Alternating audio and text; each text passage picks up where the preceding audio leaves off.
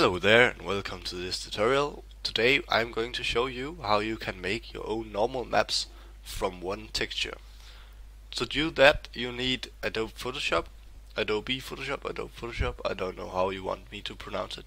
But anyways, and you need a texture. As you see, I have this box texture here, and I have also set up a project in Unity just to show you the difference between having a normal map and not having a normal map. As you can see here, when I move the light, it looks very flat, the box here, but we want it to look like it actually has some depth, some depth, yeah. So that's what we are going to do. We drag the box into Photoshop, and you need to install a plugin into Photoshop. I have a link in the description to that, but it's actually very easy to do. When you have the plugin installed, you just go to Filter, and you see you'll have this NVIDIA tools. You click this normal map filter, and it will pop up, and you have some settings here.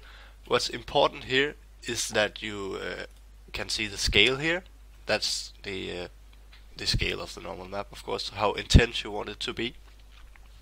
And a good value here is about 12, at least for this box. So let's go with that. And as you see, the normal map has been generated. We want to save it.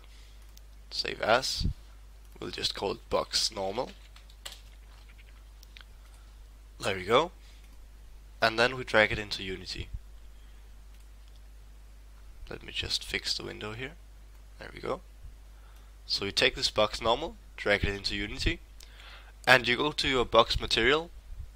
You drag the normal map into the normal map thing here, and then you need to fix. The Unity engine needs to know that it's a normal map, so you just click fix now here. And as you see, the box looks a bit different. You see, when I move it here, you can actually see that there is some depth in the box.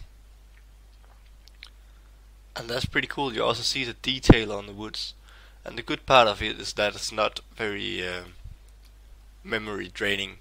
It's actually very lightweight thing to do, and it's a technology that can be used to make your models look much cooler without having to model the details, just by making the texture a normal map. And it's very easy to do. So just a quick tutorial. I hope you enjoyed. If you want more, visit my website. There's also a link in the description.